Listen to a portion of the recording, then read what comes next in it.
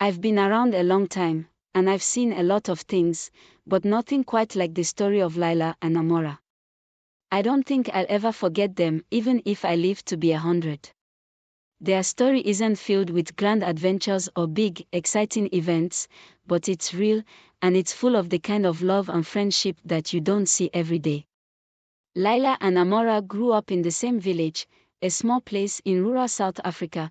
Two young girls from different worlds became inseparable friends. The village was surrounded by rivers, hills, and forests. Despite their differences, they found common ground in their curiosity and adventurous spirits. As they explored the village and surrounding countryside together, their bond grew stronger with each passing day. Their friendship knew no bounds, not color, not culture, not background. They were each other's rock, supporting and loving each other unconditionally. And as they grew older, their bond only grew stronger, a testament to the power of true friendship. Lila was white, with blonde hair that seemed to catch the light no matter where she went. Amara was black, with skin the color of rich earth and hair that coiled tightly against her head. From the outside, they couldn't have looked more different, but on the inside, they were the same: curious, kind-hearted, and full of life. Both Lila and Amara parents became very close because of their children's friendship. Lila mother and Amara mother were close friends too because they loved the friendship of their both daughters. Lila father was a businessman, and also Amara father was a doctor who likes helping people and also had friends in the village. They met when they were very young, maybe 5 or 6, under this big old oak tree at the edge of the village. That tree was where all the kids played, but Lila and Amara seemed to find each other there. It started simple. Lila was playing with some wildflowers, and Amara came over to help her weave them into a crown. From that day on, they were inseparable. It wasn't like they were the only friends each other had. They both had other friends, other kids they played with. But there was something special about the bond between Lila and Amara. They understood each other in a way that didn't need words. Even as children, they just clicked. As they got older, around 12, things started to change a little. You know how it is when you're that age, kids start forming groups, trying to figure out who they are.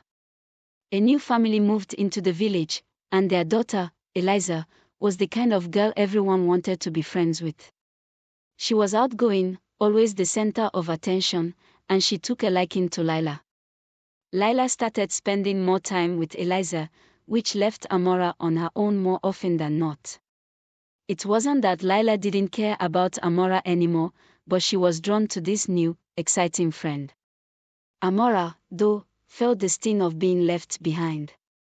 One day, she couldn't take it anymore and asked Lila why she was spending so much time with Eliza.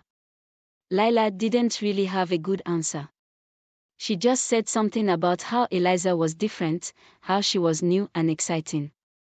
Amara was hurt. She thought maybe Lila didn't want to be friends with her anymore, and for a while, they drifted apart. That could have been the end of their friendship, but something happened that brought them back together.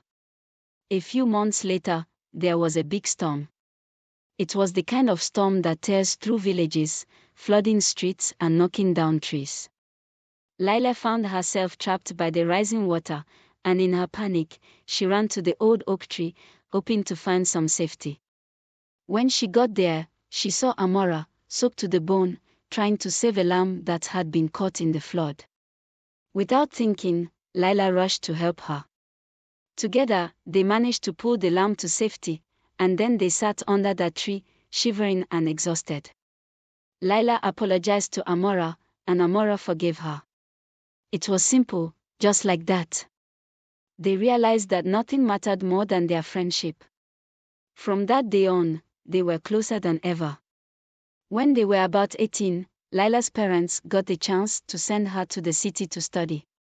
It was a big deal, a chance for Lila to see the world beyond their little village. Lila was excited, but she was also scared. She didn't want to leave Amara behind. Amara, always the wise one, told Lila she had to go. She said, "You need to live your life, Lila.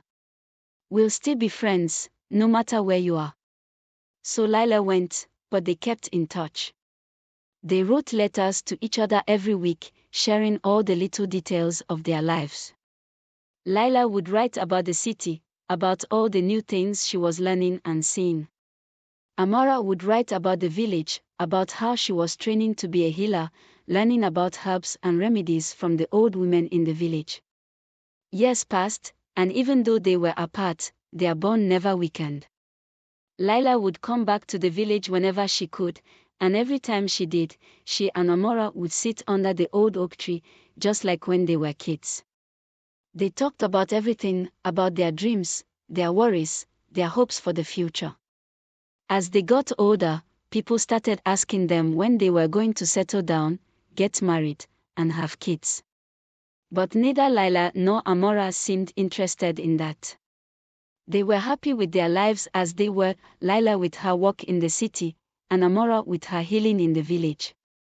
They had each other, and that was enough. By the time they were in their 30s, Lila had come back to the village for good. She and Amara bought a little cottage near the oak tree, and that's where they lived together. They traveled sometimes, visiting new places, meeting new people, but they always came back to the village, to their cottage and the tree that had been part of their lives for so long. People in the village admired them. At first, some had thought it strange that neither of them married, that they chose to live together instead of starting their own families. But over time, they came to see that Lila and Amara had something special, something that didn't need explaining. As they got older, Lila and Amara slowed down. Their hair turned gray, their steps got slower, but their spirits never dimmed. They would sit under the oak tree, watching the sunset, reminiscing about all the things they'd seen and done together. They had lived full lives, and they had done it together. When they were in their 70s, the villagers started noticing that Lila and Amara didn't leave their cottage as much. They still saw them sitting under the oak tree sometimes, holding hands, just being together in the quiet of the evening. One day, the villagers found them there, sitting side by side, their hands clasped together, their faces peaceful. They had passed away in their sleep, together, just as they had lived. The villagers buried them side by side under the oak tree, where they had spent so much of their lives. And to this day, people in the village talk about Lila and Amara, about their friendship that lasted a lifetime. They say that the old oak tree still holds their spirits, that if you sit there quietly at sunset, you can feel their presence, hear their laughter on the breeze. Lila and Amara didn't live lives filled with grand adventures or big events. They didn't marry or have children. But what they had was rare, a friendship that withstood the test of time, a bond that was unbreakable. They lived their lives on their own terms, and in the end, they had each other, and that was more than enough.